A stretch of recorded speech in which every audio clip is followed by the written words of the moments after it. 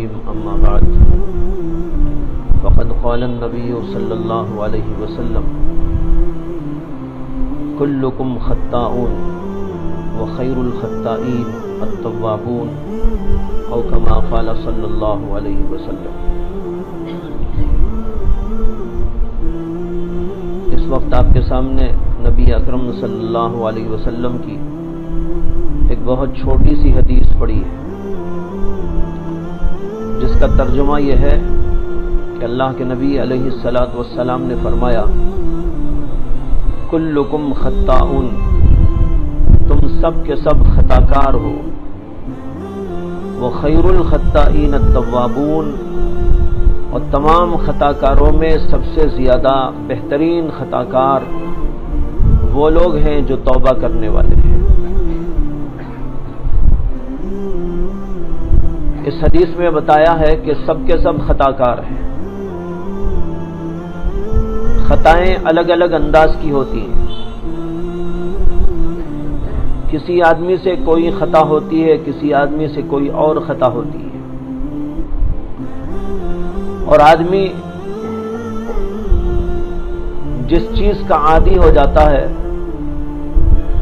اسی قسم کے گناہوں میں مبتلا رہتا ہے۔ کوئی آدمی شہوانی قسم کے گناہوں کا عادی، اور کوئی آدمی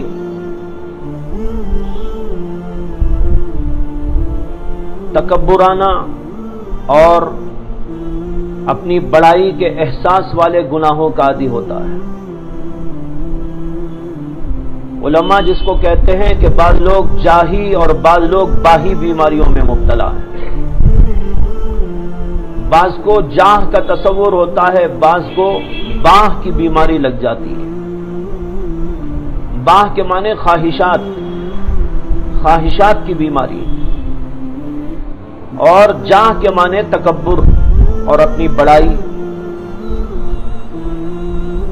تو کسی کو اس میں زیادہ اور کسی کو اس میں زیادہ شغل ہو جاتا ہے، جس کے نتیجے میں آدمی کچھ گناہوں سے بچتا ہے لیکن کسی گناہ میں مبتلا رہتا ہے۔ بعض لوگ بعض گناہوں سے بالکل بچے ہوئے ہوتے ہیں،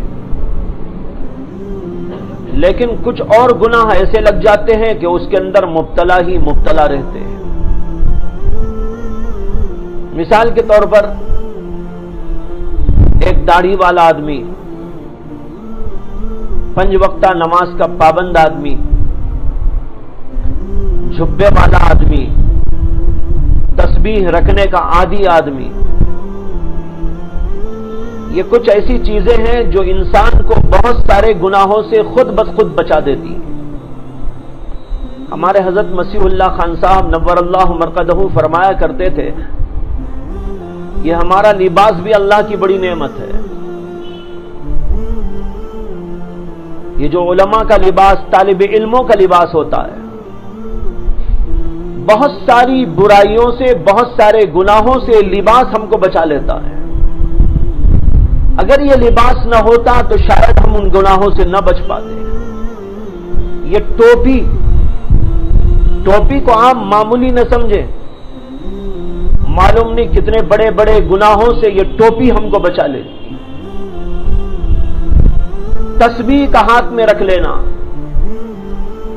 اگر دکھاوے کی غرض سے ہو تو الگ بات، لیکن ہر آدمی کو آپ یہ نہ سوچیں کہ وہ دکھانے ہی رکھا ہے۔ ہو سکتا ہے کہ دکھانے نہ ہو بلکہ اپنے آپ کو کچھ بتانے بھی ہو، جس کو کہتے ہیں مذکر کے معنی یاد دہانی کرنے والا۔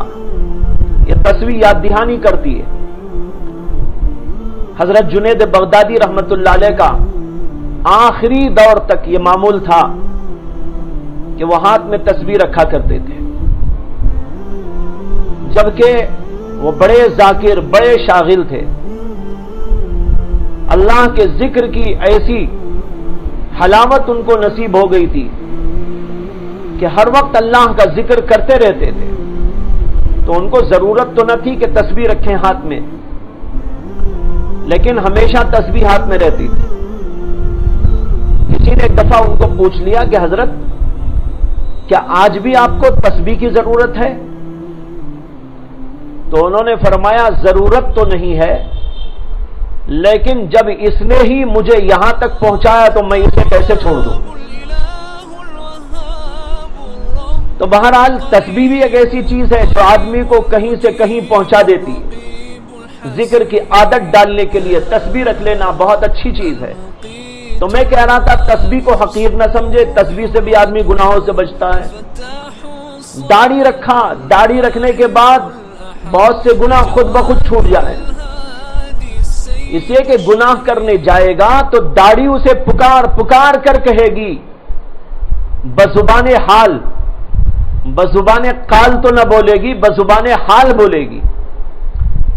ارے داڑھی رکھ کر گناہ کرتا ہے، داڑھی رکھ کر گناہ کی طرف جاتا ہے تو لباس پکارتا ہے، امامہ پکارتا ہے، ہماری تسبیح پکارتی ہے، ہماری داڑھی پکارتی ہے اور ہماری ٹوپی پکارتی ہے۔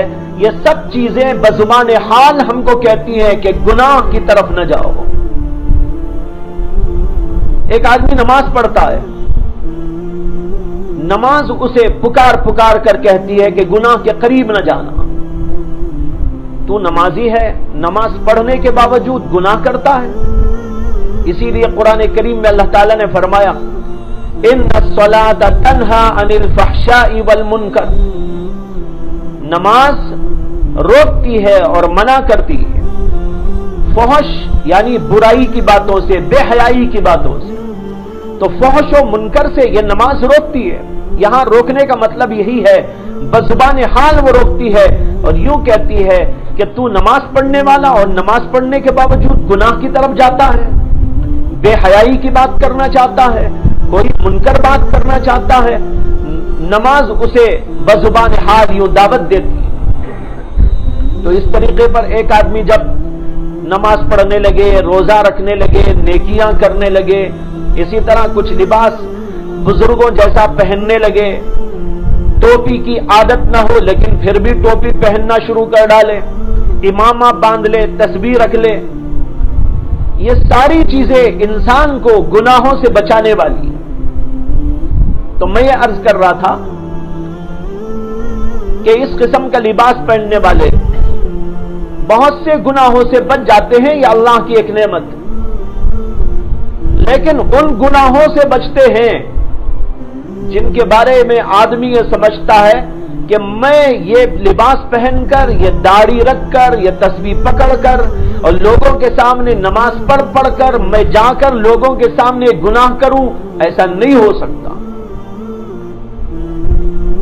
لیکن جہاں مسئلہ آئے تنہائی کا تو ممکن ہے کہ آدمی ان گناہوں میں مبتلا ہو جائے جن سے اس کو یہ لباس روک رہا تھا۔ باہر رکا لیکن اندر نہیں رکا، داڑھی نے اسے باہر روک لیا لیکن اندر نہیں روکا، روکا لیکن رکا نہیں۔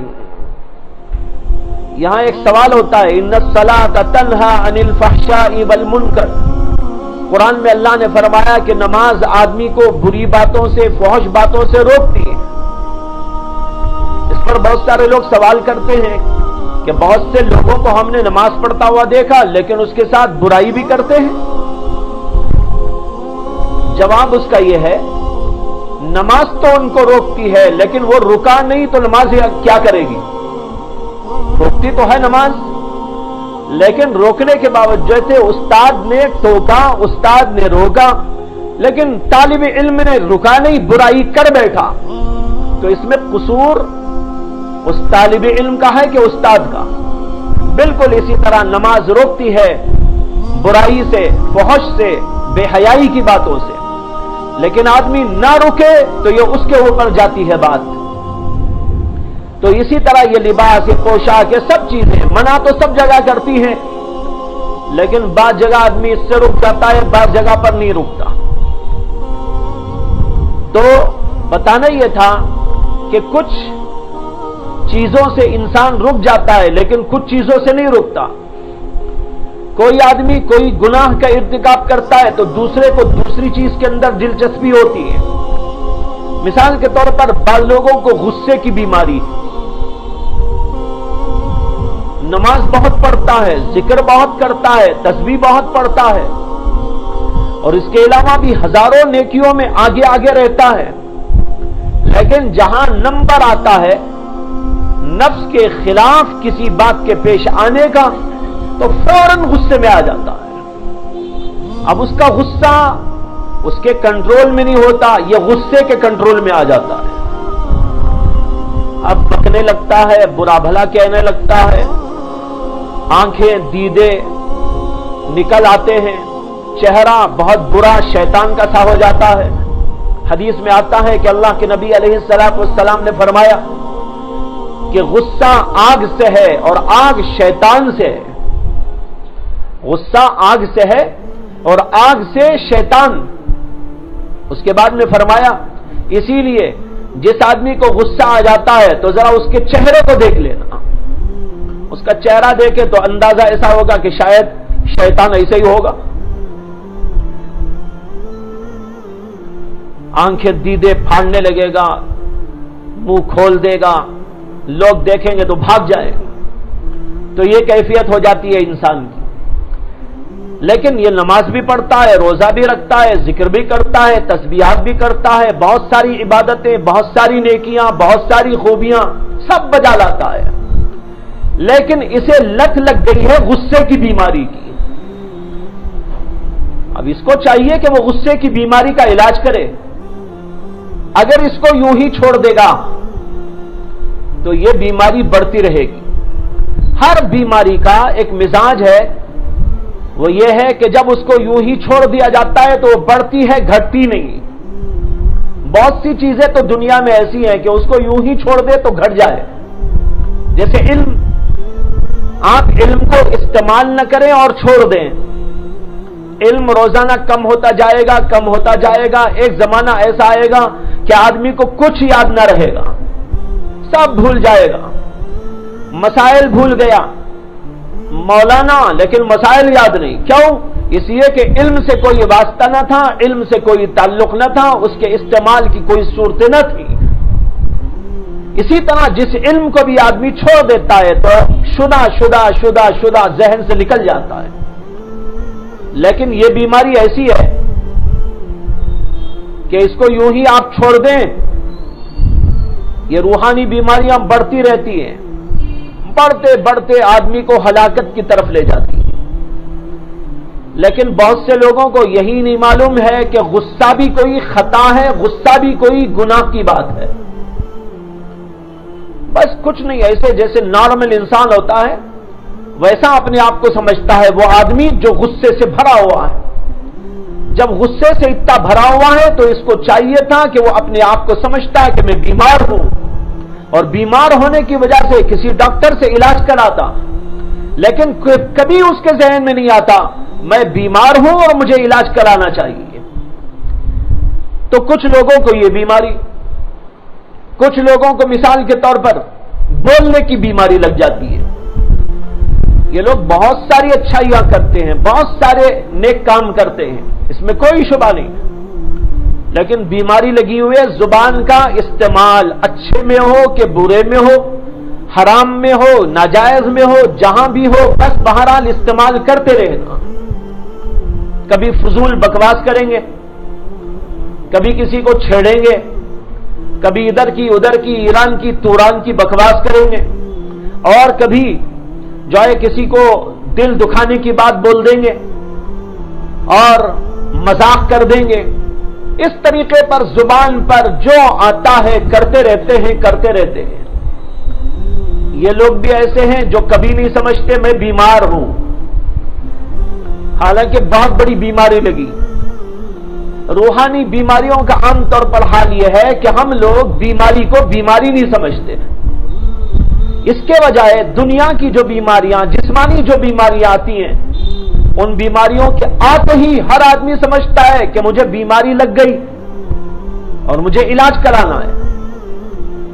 صرف وہاں پر آدمی بیماری کو بیماری نہیں سمجھتا جہاں دماغ خراب ہو جاتا ہے، پاگل ہو جاتا نا، اسے آپ کہیے گا کہ تم بیمار ہو وہ آپ کو تھپڑ لگائے گا، بس چلے تو جوتا بھی لگا دے گا، کہے گا مجھے بیمار، تم بیمار ہو۔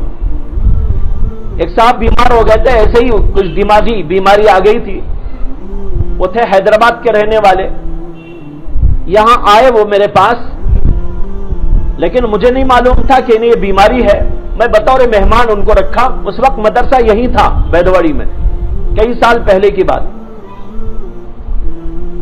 2-3 دن تو ٹھیک تھے، لیکن کچھ حرکتوں سے ایسا اندازہ ہوتا تھا کہ یہ کوئی غلط روٹ پہ جا رہے ہیں۔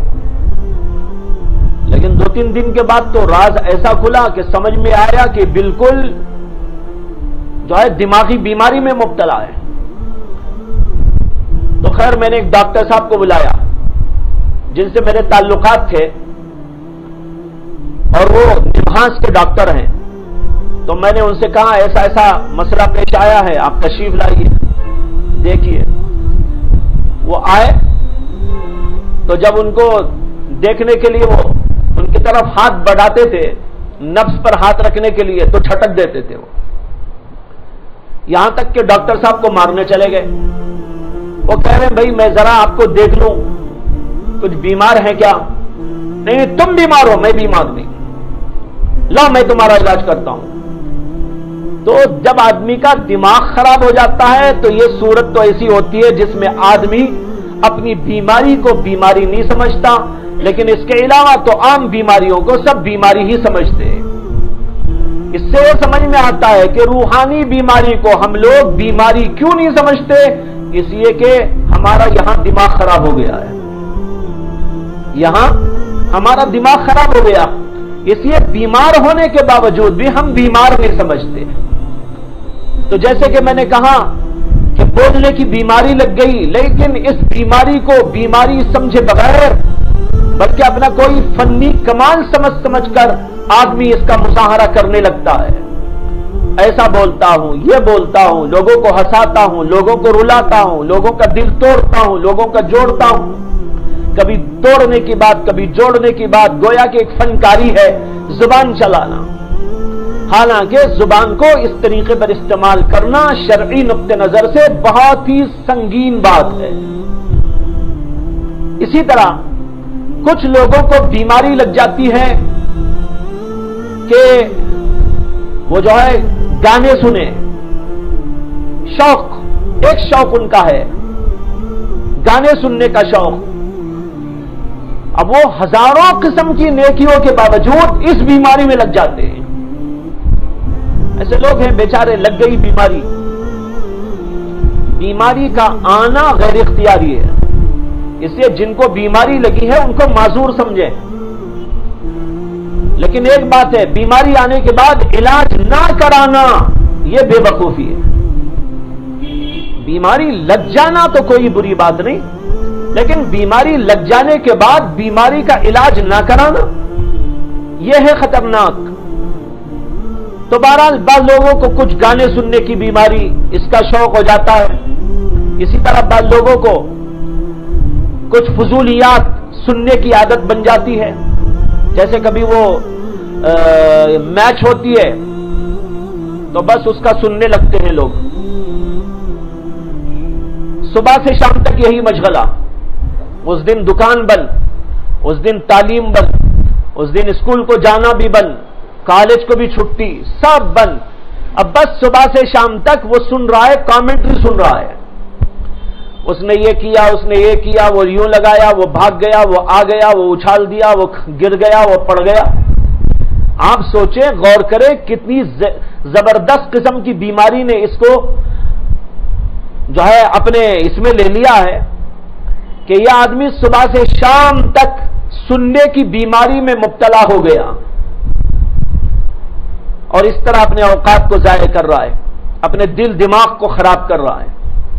تو اس طرح بتانا یہ ہے کہ مختلف لوگ مختلف قسم کی بیماریوں میں مبتلا رہتے ہیں، کسی کو دیکھنے کی بیماری، کسی کو بولنے کی بیماری، کسی کو سننے کی بیماری، اور کسی کو سوچنے کی بیماری، اور کسی کو کچھ اور کسی کو کچھ، اس طریقے پر مختلف قسم کے امراض انسان کو لگے ہوئے ہوتے ہیں، کسی کو کچھ لگتے ہیں، کسی کو کچھ لگتے ہیں۔ ایسی صورت کے اندر آدمی کو متوجہ ہونا چاہیے. اور دیکھو تمام بیماریاں سب کو نہیں آ جاتی. دنیا کے اعتبار سے بھی جو بیماریاں ہیں نا، کسی کو دل کی بیماری، کسی کو شوگر کی بیماری، کسی کو جو ہے وہ بی پی کی بیماری، کسی کو پیٹ کی بیماری، کسی کو سر کی بیماری، کسی کو آنکھ کی بیماری، کسی کو زبان کی بیماری، کسی کو سنائی نہیں دیتا، کسی کو ٹھیک سے بولا نہیں جاتا. الگ الگ بیماریاں الگ الگ لوگوں کو آتی ہیں. اسی طرح ضروری نہیں ہے کہ یہ دنیا جو ہے یہ روحانی بیماریاں ایک ہی آدمی کو سب آ جائیں. اگر ہمارے پاس 50 بیماریاں نہیں، اللہ کا شکر ادا کرنا چاہیے، لیکن 50 بیماریاں نہ ہونے سے ہمیں بے خبر یوں نہیں ہو جانا چاہیے کہ ہمیں کوئی بیماری نہیں. اگر کوئی بیماری ہے اس کی طرف توجہ دینے کی ضرورت ہے، جس کے لیے میں نے مثال دی، کسی کو کچھ کسی کو کچھ. بہرحال اپنے اندر جو بھی بیماری ہو اس کو محسوس کرے پہلے. لیکن یہاں بعض لوگ یہ سوال کرتے ہیں کہ ہمیں یہی نہیں معلوم ہوتا کہ بیماری کیا ہے بیماری کیا نہیں. یہ بات تو ٹھیک ہے کہ بہت سے لوگوں کو یہی نہیں سمجھ میں آتا کہ یہ بیماری ہے. اب ہم کیسے پہچانے کہ بیماری؟ اس سوال کا جواب میرے نزدیک ایک ہی ہے.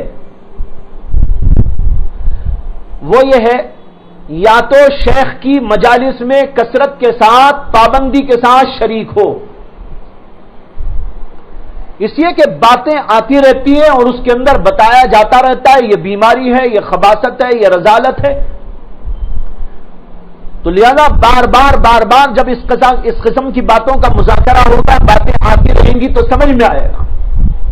یہ سب سے آسان حل ہے یہ سمجھنے کے لیے کہ بیماریاں کیا کیا ہیں روحانی. ہم جس کو بیماری نہیں سمجھتے سمجھ میں آئے گا کہ یہ بیماری ہے اور کیسی خطرناک. حضرت شاہ ابرار الحق صاحب رحمۃ اللہ علیہ نے ایک دفعہ فرمایا کہ ایک صاحب تھے، وہ اپنی بیوی کو طبیعت خراب ہونے کی وجہ سے ڈاکٹر کے پاس لے گئے. ڈاکٹر کے پاس لے جا کر دیکھا کہ وہاں بہت سارے لوگ ہیں، تو یہ بھی کیو میں جا کر لگ گئے. تو ڈاکٹر صاحب جو ہے اٹھ کر آئے اور جو بیٹھے ہوئے مریض تھے ان میں سے ایک ایک کو دیکھنے لگے. ایک کو دیکھا، پھر دوسرے کو دیکھا، پھر تیسرے کو دیکھا. ایسے ہی آتے آتے یہ صاحب پہلے بیٹھے تھے، بیوی بازو ادھر بیٹھی ہوئی تھی. ڈاکٹر صاحب یوں آ رہے تھے تو سب سے پہلے انہی کو دیکھنے لگے، تو ہاتھ ایسا پکڑ لیا. انہوں نے کہا ڈاکٹر صاحب مجھے دکھانا نہیں ہے، یہ میری بیوی ہے، اس کو دکھانے لایا ہوں، اس کو دیکھیے. انہوں نے کہا اچھا ٹھیک ہے. بیوی کو دیکھا، اس کے لیے جو دوا وغیرہ تجویز کرنی تھی وہ انہوں نے کر دی. پھر کہنے لگے آپ تو دکھانا نہیں چاہ رہے تھے، لیکن اتفاق سے میرا ہاتھ آپ کے ہاتھ پر پڑ گیا، آپ کی نفس پہ پڑ گیا، تو اس سے مجھے پتا چل گیا ہے کہ آپ کو شوگر کی بیماری ہے. اور شوگر کی بیماری بھی معمولی درجے کی نہیں ہے، بہت بڑے درجے کی ہے. انہوں نے کہا نہیں مجھے تو کچھ نہیں ہے، مجھے تو کبھی چکر بھی نہیں آیا، کبھی کچھ بھی نہیں ہوا، تو ایسا بھی نہیں ہوا، ویسا بھی نہیں ہوا، کوئی پریشانی نہیں، آج تک کچھ نہیں ہوا. انہوں نے کہا ہوگا، نہیں ہوا ہوگا، ٹھیک ہے، لیکن اتفاق سے میرا ہاتھ آپ کے ہاتھ پر پڑ گیا تو مجھے ایسا معلوم ہو رہا ہے، اگر آپ جا کر ٹیسٹنگ کروا لے تو اچھا ہے. انہوں نے کہا بہت اچھا، آپ لکھ کے دے دیجئے. تو انہوں نے لکھ کر دے دیا. وہ جیل جا کر ٹیسٹنگ کرایا تو 400 تک پہنچی ہوئی ہے، شوگر 400 ڈگری تک پہنچی ہوئی ہے. حضرت یہ واقعہ سناتے تھے اور فرماتے تھے کہ دیکھو انہوں نے خود تو اپنے آپ کو مریض نہیں سمجھا، وہ تو یہ سمجھے بیٹھے تھے میں مریض نہیں ہوں، لیکن ڈاکٹر صاحب کا ہاتھ پڑ گیا اس لیے پتا چل گیا. اسی طرح شیخ کی مجلس میں آنے سے بھی اسی طرح یہ ہوتا ہے کہ باتیں آتی رہتی ہے، یہ باتوں کا آنا ہی سمجھو کہ ہاتھ پڑ جانا ہے. وہاں ہاتھ پہ پڑتا ہے اور یہاں بات دل پہ پڑتی ہے. اس سے فرق سمجھ میں آ جاتا ہے کہ ہاں بھائی یہ بیماری ہے، یہ چیز ہے، یہ قابل اصلاح ہے، اس کے اوپر توجہ دینی چاہیے، اس کے اوپر مجھے متوجہ ہونا چاہیے، ورنہ تو آدمی بے خبر رہے گا تو ہو سکتا ہے کہ بیماری اندر ہی اندر بڑھتی چلی جائے۔ تو عرض یہ کرنا تھا کہ ساری قسم کی بیماریاں ہیں۔ اللہ کے رسول علیہ الصلوۃ والسلام اشارہ دیتے ہیں، فرماتے ہیں کلکم خطاؤن، تم سب کے سب خطا کار ہو۔ کسی کو کچھ بیماری لگی ہے تو کسی کو کچھ بیماری لگی ہے، کسی کو جاہی بیماری لگی ہے تو کسی کو باہی بیماری لگی ہے، کسی کو لسانی بیماری لگی ہے تو کسی کو دماغی بیماری لگی ہے، کسی کو کان کی بیماری لگی ہے تو کسی کو آنکھ کی بیماری لگی ہے۔ یہ سب امراض ہیں لگے ہوئے، اس لیے تم سب کے سب خطا کار ہو۔ اب خطا کاروں کو حکم دیتے ہیں اللہ کے نبی علیہ الصلوۃ والسلام، لیکن حکم دینے کا لب و لہجہ بڑا پیارا ہے، اسی کو کہتے ہیں بلاغت۔ آگے فرمایا کلکم خطاؤن وخیر الخطائین التوابون، سب سے بہترین خطا کار وہ ہے جو رجوع کر لیتا ہے۔ یہ ترجمہ میں نے قصدن کیا ہے، اس کو ذہن میں رکھیے گا۔ توبہ کرنے والا بھی کہہ سکتا تھا، اس کے ترجمے میں لفظ تو وہی آیا توابون، لیکن قصدن میں نے اس کا ترجمہ گویا کہ ترجمہ در ترجمہ کر دیا ہے۔ توابون کا ترجمہ تائبین، توبہ کرنے والے، میں نے اس کا بھی ترجمہ کر دیا ہے رجوع کرنے والے۔ تو فرمایا بہترین خطا کار وہ ہیں جو رجوع کرنے والے ہیں۔ اب یہاں اللہ کے نبی علیہ الصلوۃ والسلام کے اس جملے سے معلوم ہوتا ہے کہ آپ یہ بتانا چاہتے ہیں کہ تم سب کے سب خطا کار ہو، اس لیے تم سب کو توبہ کرتے رہنا چاہیے، اس لیے توبہ کرو، یہ حکم دینا ہے۔ لیکن حکم دینے کا انداز یہ ہے کہ اللہ کے نبی علیہ السلام کہتے ہیں بہترین خطا کار وہ ہے جو توبہ کرنے والا ہوتا ہے، اس لیے تم بھی خطا کار تو ہو، اب ذرا اچھے خطا کار بن جاؤ۔ خطا کار تو ہیں سب، لیکن اب کیسے بنو؟ خیر الخطائین بنو۔ خیر الخطائین کیسے بنیں گے؟ توبہ کرنے سے بنیں گے، اس لیے تم کو توبہ کرنا چاہیے۔ ایسا ہوتا ہے، اسی کو بلاغت کہتے ہیں کہ ایک چیز صراحتاً نہیں بیان کی جاتی، صراحتاً بیان کرنے کے بجائے اس کو کنایتاً بیان کرتے ہیں، اشارتاً بیان کرتے ہیں۔ یہ اشارتاً و کنایتاً بیان کرنا ابلغ من التصریح، تصریح سے زیادہ، صراحت سے زیادہ بلیغ ہوتا ہے۔ یہاں اللہ کے نبی علیہ السلام فرمانا تو یہی چاہتے تھے تم سب کے سب خطا کار ہو، اس لیے سب کے سب لوگوں کو توبہ کرنا چاہیے، لیکن توبہ کرو کہنے کے بجائے یوں فرمایا خیر الخطائین التوابون۔ اس سے معلوم ہوا کہ خطا تو سب کرتے ہیں، اور میں نے ابھی آپ کے سامنے عرض کیا کہ بیماری لگ جانا تو کوئی بری بات نہیں ہے، لگ گئی بیماری کیا کرے گا آدمی؟ جیسے بخار لگ گئی، کہیں گر گیا تو درد آ گیا، اور کہیں گڑے میں گر گیا تو وہاں پر زخم ہو گیا، یا اور کچھ ایسی بیماری لگ گئی، تو آدمی کا اس طرح ہو کر کسی بیماری میں اور ایکسیڈنٹ کی وجہ سے کچھ زخم میں مبتلا ہو جانا، یہ تو کوئی بری بات تو ہے ہی نہیں، یہ اختیاری بھی نہیں۔ اسی طریقے پر کچھ بیماریاں انسان کو لگ جاتی ہے، لگ جانا تو بری بات نہیں ہے، اس لیے اللہ کے نبی کہتے کلکم خطاؤن، تم سب کے سب خطا کار ہو، مستثنا کوئی نہیں، کسی کو کچھ کسی کو کچھ کسی کو کچھ کسی کو کچھ لگا ہے۔ لیکن اب کرنے کی جو بات ہے وہ یہ ہے کہ تم خطا کار تو بن گئے، اب بہترین خطا کار بنو، اور وہ بہترین خطا کار یوں بنتے ہیں کہ اللہ کے پاس توبہ کرے۔ اس لیے توبہ کا مضمون یہاں پر آیا، لیکن توبہ کا ترجمہ میں نے کیا رجوع کرنا۔ یہ اس لیے کیا کہ ہمارے اندر ہمیں ایک احساس پیدا کرانا ہے۔ عربی زبان میں تابا یتوبو کے معنی آتے ہیں رجوع کرنا، اس میں ایک اشارہ ہے۔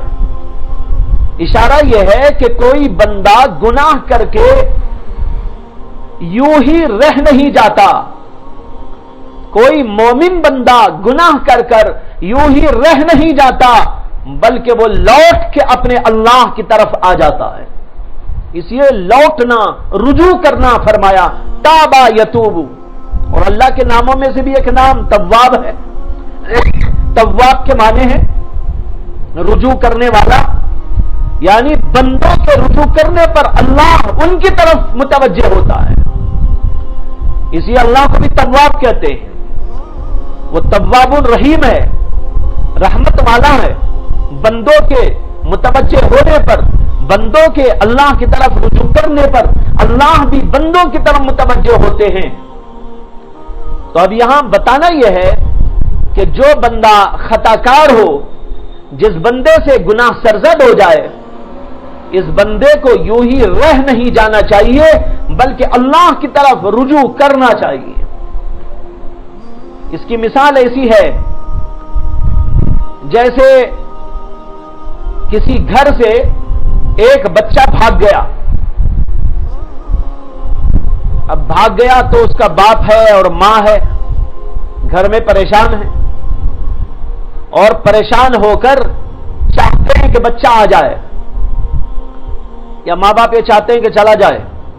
ہر ماں باپ یہی چاہتے ہیں کہ بچہ کہیں چلا گیا اور کچھ غلطی کر کے چلا گیا، یا باپ کے ڈانٹنے پہ چلا گیا، یا کچھ الٹا سیدھا کر کے چلا گیا، بہرحال ہمارے سے دور ہو گیا تو یہ بچہ ہمارے سے دور نہ رہے بلکہ کبھی نہ کبھی لوٹ آئے، کبھی نہ کبھی رجوع کر لے. اب وہ سمجھیے کہ 1 سال تک نظر نہیں آیا. 1 سال کے بعد ماں باپ بڑی محنت مجاہدہ ادھر ادھر ڈھونڈنے میں لگانے کے بعد بیٹھے ہوئے ہیں. اچانک وہ بچہ جو گیا ہوا تھا لوٹ کے اپنے گھر میں داخل ہو گیا. اب آپ سوچیں کہ ماں باپ کا حال کیا ہوگا. حالانکہ ماں باپ کو دغا دے کر گیا تھا، ماں باپ کو نقصان پہنچا کے گیا تھا، ماں باپ کو دکھ دے کر گیا تھا، ماں باپ کو اذیت پہنچا کے گیا تھا، لیکن اس کے باوجود جب یہ بچہ واپس آتا ہے تو ماں باپ بہت ہی خوشی کے ساتھ اس کا استقبال کرتے ہیں اور اس کو قبول کر لیتے ہیں. بلکہ پہلے ہی سے تیار رہتے ہیں کہ بچہ آ گیا تو اچھا ہے، بچہ آ گیا تو اچھا ہے، ہم معاف کر دیں گے اور اس کو گھر میں بٹھا لیں گے، اس کو گھر میں رکھ لیں گے، ذرا سا سمجھا دیں گے. یہی تو ہوتا ہے. اسی طریقے پر جو بندہ گناہ کرتا ہے تو گناہ کرنے سے اللہ سے وہ ٹوٹ جاتا ہے، تو اللہ بھی چاہتے ہیں کہ بندہ لوٹ آئے، اس لیے توبہ کو توبہ کہتے ہیں. اس کا نام ہی توبہ، لوٹ آنا. جو بندہ گناہ کرتا ہے اللہ سے روٹ جاتا ہے، اللہ سے ٹوٹ جاتا ہے، اس کے رشتے میں فرق آ جاتا ہے، گویا کہ اللہ کے گھر کو چھوڑ کے چلا جاتا ہے. لیکن اللہ چاہتے ہیں بندہ آ جائے، میرا بندہ پھر واپس آ جائے اور مجھے ذرا سا یوں کہتے اللہ معاف کر لو. آپ ارحم الراحمین ہیں. حدیث میں آتا ہے کہ اللہ کے نبی علیہ الصلوۃ والسلام نے فرمایا جب بندہ اللہ تبارک و تعالیٰ سے یوں کہتا ہے کہ اے میرے پروردگار، اے میرے پروردگار، یا ربنا یا ربی، اللہ اپنے فرشتوں سے فرماتا ہے کہ تم گواہ رہنا کہ میں نے اس کو معاف کر دیا، اس لیے کہ بندہ مجھے رب کہہ کے پکارتا ہے اور یہ جانتا ہے کہ میرے سوا اسے معاف کرنے والا کوئی نہیں. تم گواہ رہنا کہ میں نے معاف کر دیا. تو بھائیو، اللہ تبارک و تعالیٰ کے دربار میں رجوع کرنے کی ضرورت ہے. اس لیے اس کا نام ہی ہے توبہ. رجوع کرنا، واپس آنا. اللہ کے دربار سے جا چکے تو پھر آؤ اللہ کے دربار میں.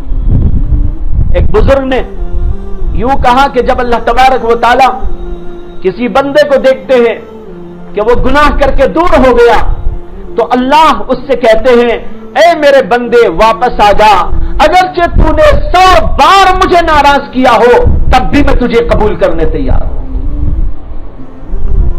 ایسا اللہ کے دربار ہے. ایسے اللہ کے دربار سے جو آدمی روٹھا ہی رہ جائے تو اس سے زیادہ بدقسمت کون ہو سکتا ہے. اللہ کے دربار میں رجوع کرتے ہوئے آنا چاہیے. اور رجوع کیسا ہوتا ہے، میں دراصل اسی پر تھوڑی سی روشنی ڈالنا چاہتا ہوں. بہت سے لوگ تو توبہ کا اتنا ہی مطلب سمجھتے ہیں کہ بھئی گناہ کر لیا اور یہ کہا اے اللہ مجھے معاف کر دے، یہ بھی مطلب ہے اس کا، اس میں کوئی شبہ نہیں۔ اور پہلے بھی میں نے بات عرض کی ہے کہ جب آدمی توبہ کرے تو اس کے لیے ایک تو یہ ہے کہ دل میں ندامت ہو، اور دوسرے یہ ہے کہ اس کا دل اس گناہ سے علیحدگی اختیار کر لے، اور تیسری بات یہ ہے کہ وہ عزم کرے اللہ کے سامنے کہ میں دوبارہ گناہ نہیں کروں گا۔ یہ ہے توبہ۔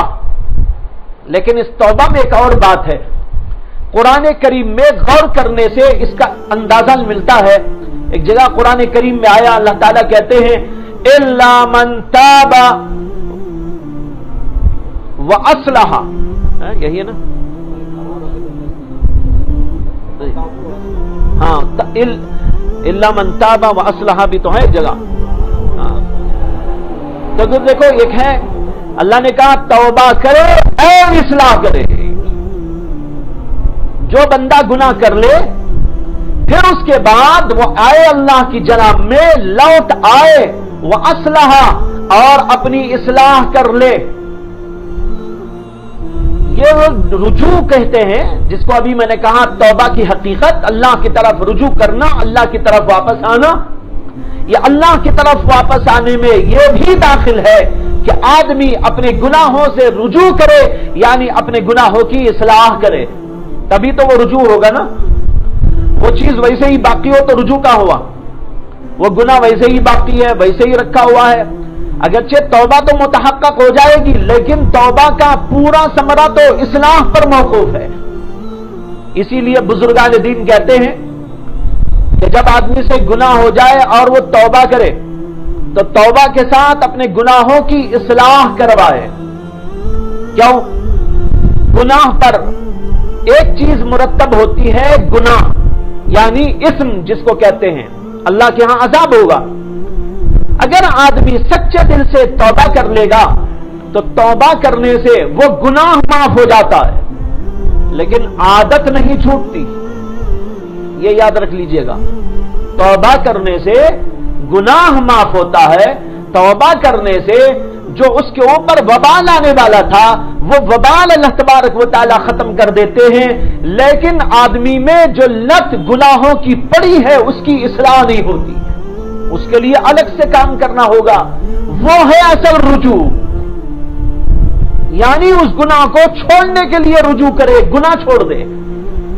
جب یہ گناہ چھوڑنے کے لیے محنت کرنی پڑے گی تو اس کے لیے ظاہر بات ہے محنت اٹھانا ہوگا، لوہے کے چنے چبانے پڑیں گے، نفس کو دبانا ہوگا، اس کے تقاضوں کو دبانا ہوگا، اس کے لیے بڑی ہی کلفت اٹھانی پڑے گی۔ یہ تو بہت آسان ہے کہ آدمی گناہ کرنے کے بعد آئے اور اللہ سے کہے اللہ مجھے معاف کر دیجیے۔ بے شک وہ رب، وہ رحیم اور کریم، اتنا بڑا رب کریم ہے کہ جب سچے دل سے کوئی بندہ اللہ کو پکارتا ہے تو وہ معاف کر دیتا ہے۔ لیکن بھائی عادت چھڑانے کے لیے، گناہوں سے اپنے آپ کو دور رکھنے کے لیے اور اپنے اندر نیکیوں کا مزاج پیدا کرنے کے لیے الگ سے محنت کرنی ہوگی۔ اس کا نام ہے اصلاح، یہ ہے مکمل توبہ۔ وہ توبہ ہے اور یہ مکمل توبہ ہے۔ جب یہ مکمل طور پر توبہ ہوگی تو آدمی بن جائے گا خیر الخطائین، خیر ہو جائے گا، وہ بہترین بن جائے گا، اس لیے کہ اس کے اندر سے وہ گناہوں کا مادہ نکل جائے گا، گناہوں کی جو پریشانی اس کے ساتھ لگی ہوئی ہے وہ اس کے اندر سے نکل جائے گی۔ لیکن نکلنے کا مطلب یہ نہیں ہے کہ بیماری کا مادہ ہی نکل جائے گا، مادہ نہیں نکلے گا۔ مادہ نکل جائے گا تو پھر انسان ہی نہیں رہے گا، انسان کے بجائے فرشتہ بن جائے گا یا بھائی کچھ اور بن جائے گا، لیکن انسان تو نہیں رہنے کا۔ مثال کے طور پر انسان کے اندر سے غصہ ہی نکل جائے، انسان کے اندر سے شہوانی جذبات ہی نکل جائے، پھر تو وہ انسان نہیں ہے، وہ تو فرشتہ ہے۔ لیکن اللہ نے انسان کو بنایا تو یہ سب چیزیں اس میں رکھی ہیں، اس لیے اصلاح کریں گے تو یہ چیزیں نکلتی نہیں، بلکہ بقول حضرت حکیم الامت مولانا اشرف علی تھانوی رحمت اللہ علیہ کے یہ فرمایا کہ اصلاح کرانے سے ان جذبات کا ازالہ نہیں ہوتا، ان کا امالہ ہوتا ہے۔ ایمالا سمجھتے ہیں؟ علماء تو سمجھ جائیں گے، طلبہ بھی سمجھ جائیں گے. آپ نے قرأت کے قواعد میں ایمالا بھی پڑھ رکھا ہوگا. مجریہا ایک جگہ پڑھتے ہیں، اسے کہتے ہیں ایمالا. بسم اللہ مجریہا، ریہا نہیں پڑھتے، ریہا پڑھتے ہیں. یعنی ری پڑھنے کی جگہ رے ذرا سا ایسا کر دیا اسے، یعنی رخ بدل دیا اس کا. رخ بدل دینے کو ایمالا کہتے ہیں. اسی طرح جب آدمی اپنے نفس کی اصلاح کراتا ہے، اپنے اندر سے گناہوں کے ان جذبات کو ٹھیک کرنے کی کوشش کرتا ہے، تو ایسا نہیں ہوتا کہ انسان کے اندر سے یہ رکھا ہوا مادہ ہی نکال دیا جائے، اب اس کے اندر غصہ ہی نہ رہے، اس کے اندر شہوانی جذبہ ہی نہ رہے، اس کے اندر اور تقاضے ہی نہ پیدا ہو. ایسا نہیں ہوگا، بلکہ یہ ہوگا کہ ازالے کی جگہ ایمالا ہو جائے گا، یعنی رخ چینج ہو جائے گا. رخ چینج. شہوانی جذبات تو ہے، لیکن پہلے بری جگہ پر جا کر شہوانی جذبات کو پورا کرنے کی کوشش کرتا تھا، لیکن اصلاح ہو جائے گی تو صحیح جگہ جا کے جو ہے اپنے شہوانی جذبات کو پورا کرے گا. یہ ایمالا ہو گیا. غصہ ختم تو نہیں ہوگا، غصہ رہے گا، لیکن غصے میں اتنا ہوگا کہ پہلے اچھی جگہ بری جگہ سب جگہ غصہ کرتا تھا. اپنے مزاج کے خلاف بات پیش آ گئی تو نماز پڑھو بھلے کبھی برس جائے. بہت سے ایسے لوگ ہیں، ان کو آپ کہیے گا ذرا نماز پڑھ لیجئے صاحب، بس وہ ایسا موٹا جواب آپ کو دیں گے، شاید اتنی موٹی لکڑی بھی آپ نے نہ دیکھی ہو، ایسا موٹا سا جواب آپ کو دے دیں گے. تو نماز پڑھو بولنا گناہ ہو جائے گا، داڑھی رکھو یہ کہنا گناہ ہو جائے گا، کوئی اچھی بات ان کو کہی جائے تو گناہ کی طرح اس کے اوپر برس پڑیں گے. تو جب تک اصلاح نہیں ہوتی تو آدمی غصہ جو کرتا ہے اچھی جگہ بھی بری جگہ بھی کرتا ہے. اور دوسری بات یہ ہوتی ہے کہ غصہ کرتا ہے تو لمٹ کا احساس نہیں کرتا کہ مجھے کتنے لمٹ کا غصہ کرنا چاہیے، بلکہ ان لمیٹڈ غصہ کر لیتا ہے. یہ ہوتا ہے جب اصلاح نہیں ہوتی. اصلاح ہو گئی تو یہ تو نہیں ہوگا کہ اسے غصہ ہی نہ آئے. غصہ ہی کیا ہے تو حضرت امام شافعی کہتے ہیں میں تو اسے گدھا سمجھتا ہوں، میں تو اسے گدھا سمجھتا ہوں. گدھے کو دیکھو غصہ نہیں آتا، کچھ بھی کر لیجئے، بیچارہ خالی چیخے تو مار لیتا ہے، غصہ نہیں کرتا. بہت بڑا صوفی ہو گیا وہ بھی بہت بڑا صوفی ہو گیا. بعض لوگوں نے یہ سمجھ لیا ہے کہ صوفیت اس کا نام ہے، صوفیت اس کا نام نہیں. غصے کی جگہ غصہ کرے، جہاں غصہ نہ کرنا ہو وہ نہ کرے. حدیث میں آتا ہے اللہ کے نبی علیہ الصلوۃ والسلام کے بارے میں، حضرت عائشہ صدیقہ رضی اللہ عنہا نے فرمایا کہ اللہ کے نبی علیہ الصلوۃ والسلام اپنی ذات کے معاملے میں کبھی غصہ نہیں فرماتے تھے اور انتقام کبھی آپ نے نہیں لیا، لیکن جہاں اللہ کے حدود سے کوئی پھلانگ کے آگے بڑھ گیا تو اللہ کے نبی کے غصے کو پھر جو ہے کوئی روک نہیں سکتا تھا. انہوں نے کہا پھر اللہ کے نبی علیہ الصلوۃ والسلام کے غصے کو کوئی روک نہ سکتا تھا. شمائل ترمذی کی حدیث ہے. اس سے معلوم ہوا اللہ کے نبی کو غصہ آتا تھا، لیکن وہ ایک لمٹ ہوتی تھی اور ضرورت پر آتا تھا اور مصلحت کا تقاضا بھی ہوتا تھا. اس تقاضے کو سامنے رکھ کر غصہ کرتے تھے. یہ اصلاح کے بعد ہوتا ہے. اگر اصلاح نہیں ہوگی تو وہ ان لمیٹڈ ہوگا، موقع پر بھی ہوگا، بے موقع بھی ہوگا. اور آج اس مرض کے اتنے مریض ہیں کہ جس کی کوئی حد و نہایت نہیں ہے. اگر گھر میں 10 افراد ہیں تو 10 کے 10 بھی اس کے مریض. اگر کسی جگہ 5 افراد گھر میں ہیں تو سب کو غصہ، چھوٹے کو بڑے کو، اگر کوئی اتنا سا ہے تو اسے بھی،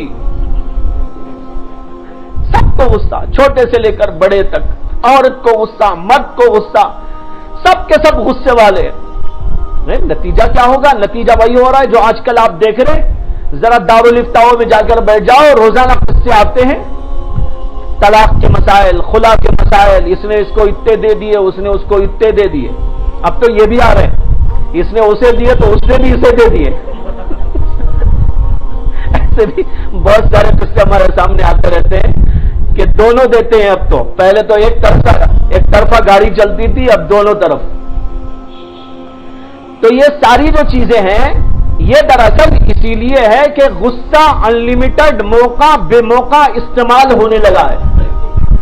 تو میں یہ کہہ رہا تھا کہ یہ سارے امراض جب آدمی اصلاح سے گزارتا ہے تو ان کا ازالہ یعنی ان کو ختم تو نہیں کیا جا سکتا، لیکن یہ ہوتا ہے کہ ان کا امالہ ہو جاتا ہے، یعنی ان کو ڈھنگ پہ لگا دیا جاتا ہے، صحیح اور درست کر دیا جاتا ہے، موقع اور بے موقع کا فرق سمجھا دیا جاتا ہے.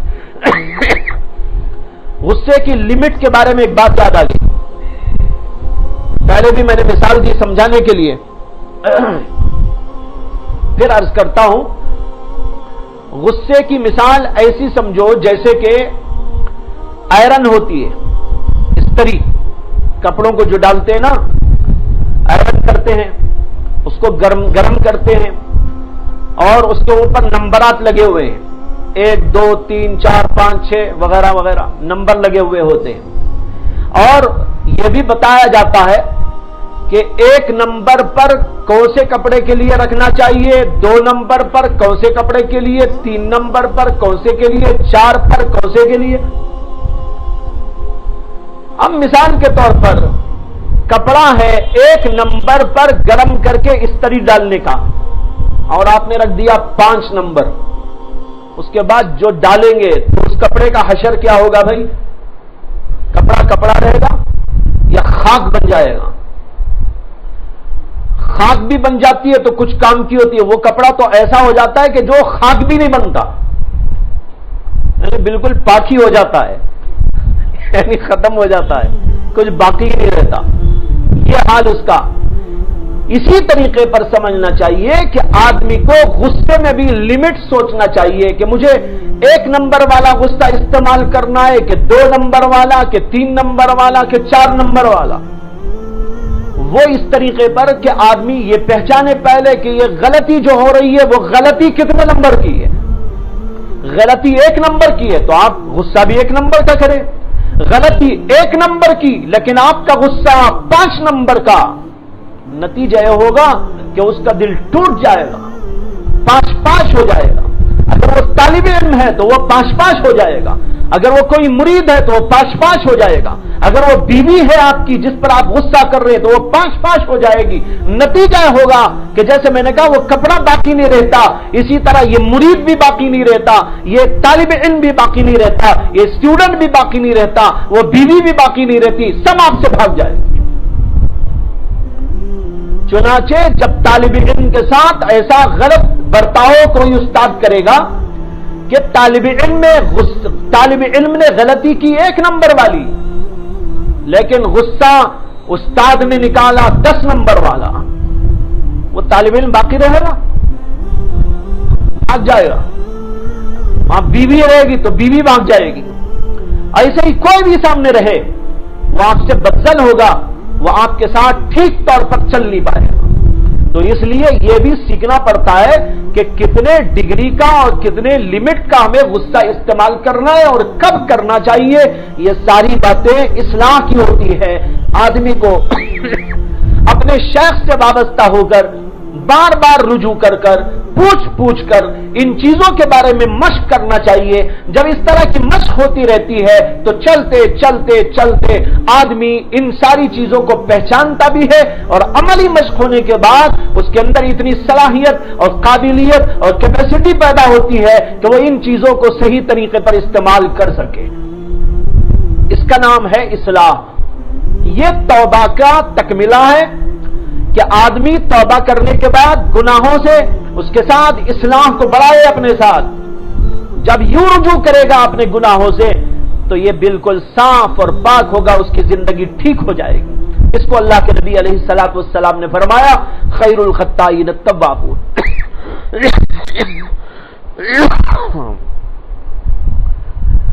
تو بہرحال 2 کام میں نے اس وقت بتایا آپ کو. ایک کام اللہ کی جناب میں گڑ گڑانا اپنے ہر گناہ سے، جس کو جو گناہ لگا ہو وہ اللہ سے گڑ گڑائے. دوسرا کام میں نے بتایا اصلاح کرانا. کہ ان بیماریوں کی اصلاح کرنے پر لگ جائے گا. اور جب یہ دونوں کام ہوتے رہیں گے تو انشاءاللہ ہم خیر بنیں گے، ہمارے اندر بہترائی آئے گی. اور اللہ کے نبی علیہ الصلوۃ والسلام نے جو یہ لفظ استعمال فرمایا ہم اس کے مصداق بن سکیں گے. اللہ تعالیٰ مجھے بھی آپ کو بھی توفیق عطا فرمائے. وآخر دعوانا الحمدللہ رب العالمین.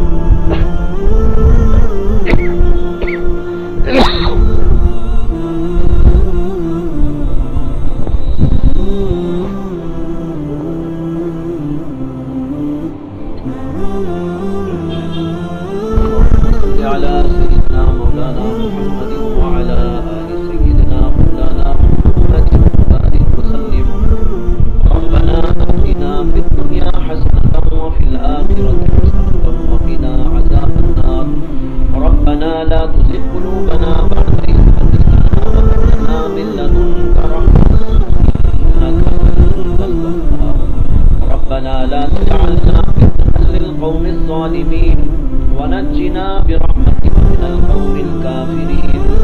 ربنا لا تؤاخذنا إن نسينا أو أخطأنا. ربنا ولا تحمل علينا إصرا كما حملته على الذين من قبلنا.